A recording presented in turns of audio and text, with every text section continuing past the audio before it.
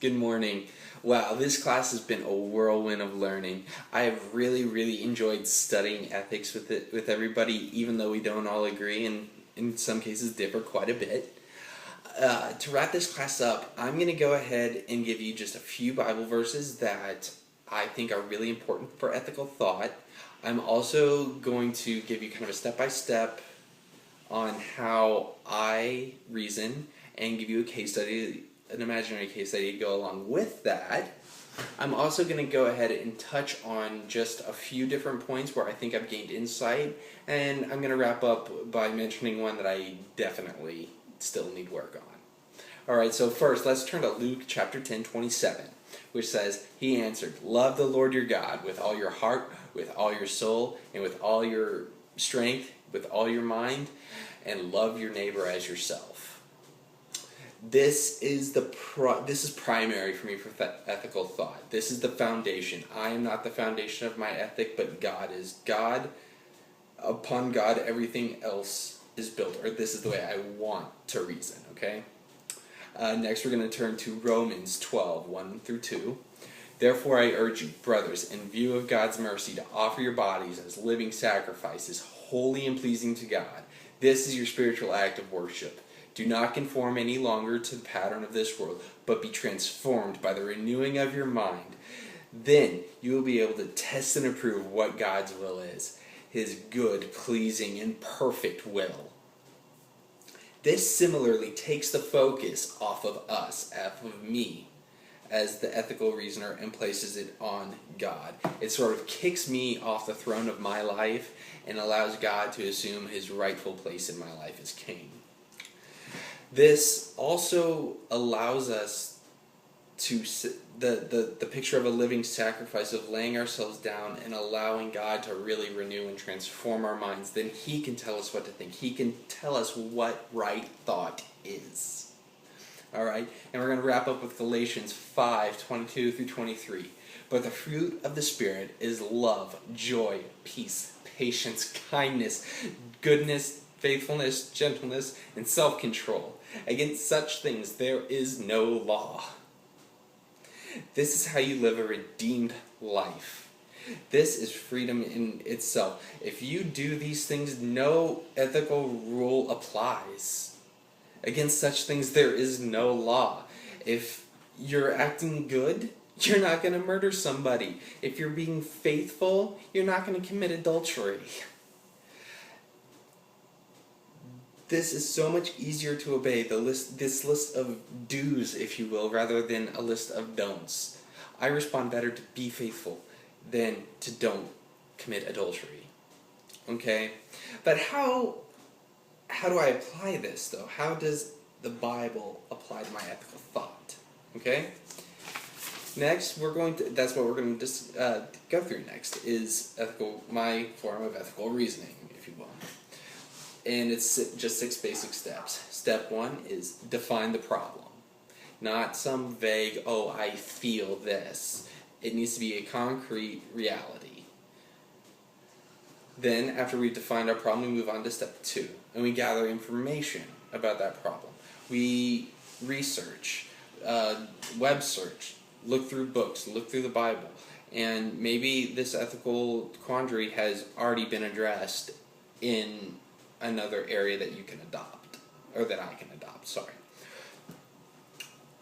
But let's say we can't do that, and so we're going to go on to step 3, which is look to your ethical ideal.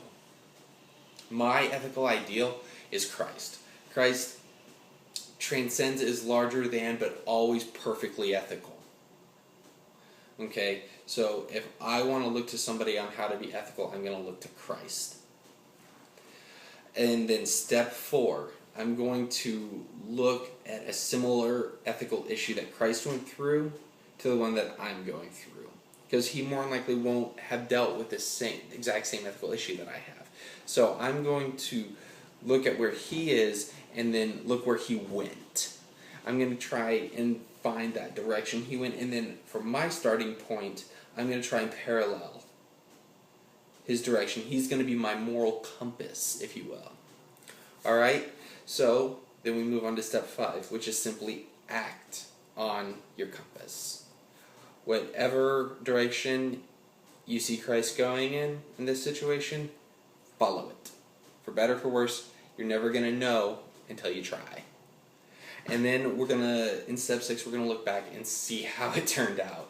Sometimes we're going to get it wrong, and if you get it wrong, then you go back to the scriptures, you pray, you talk to somebody that either is a lot wiser than you or much simpler than you to find out where you went wrong so you don't go wrong again. Alright, and to kind of demonstrate this, I'm going to go through an imaginary case study. Alright, in this little imaginary land, I'm the pastor of a church, and a woman just came to faith in my church, goody me, and she tells me that she used to be a man, and she wants spiritual guidance, okay? So I need to ask myself some questions. How should the church treat her? How should the church be told? Should the church be told even? Should this person change back from a woman to a man?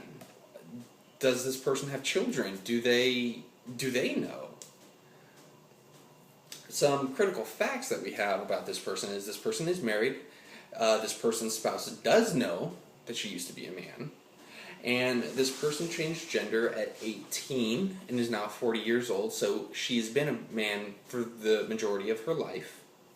And they do have an adopted child. Okay? So now that we have steps 1 and 2 out of the way, we're going to move on to steps 3 and 4. So how would Christ respond to this? Well, Christ never had to deal with a transgender issue in his time.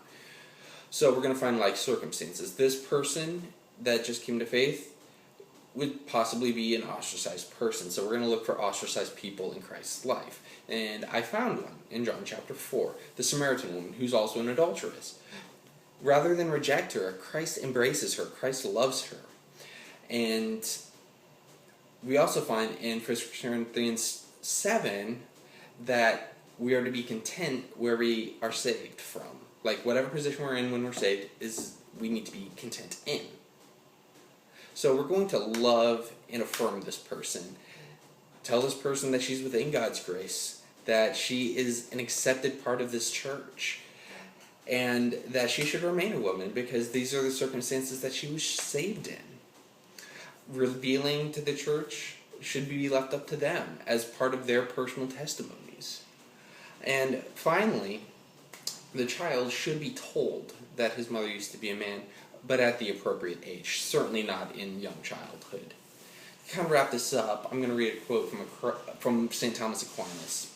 On the other hand, the whole of our present life is a time of wayfaring, as is shown by man's changeableness, both in body and in soul. Accordingly, divine justice does not determine that after sinning a man must remain immovably in the state of sin. There are some other places that I have gained insight. And one of those is I found an ethically acceptable reproductive technology, and I didn't think I would. Intrauterine insemination is completely acceptable, kind of within the criterion that we discussed in that case study earlier in class, but I think it's perfectly fine to use. I've also confirmed my thoughts on capital punishment, that it isn't okay from a procedural standpoint, that it's just cost ineffective, and from a moral standpoint that it eliminates redemption. I've also gained more insight on just war theory and how it's superior to pacifism, in that it's a greater sin to allow a greater evil to live rather than simply kill it. But I don't have it all figured out. And I don't understand business ethics at all.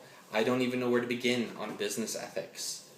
Is there anything beyond don't steal, don't lie? If so, what? Why? What's the criteria? I can't even get past step 1. I can't even define the problem of business ethics in general, much less in specifics. So that is one area that I still need a lot of guidance in. Well, everyone, to kind of wrap this up, I gave you a few Bible verses that were important on my ethical thought. I gave you the steps that I use when I'm going through an ethical dilemma, followed up by kind of a fun little imaginary case study. I also gave you a few other areas that I've gained insights in.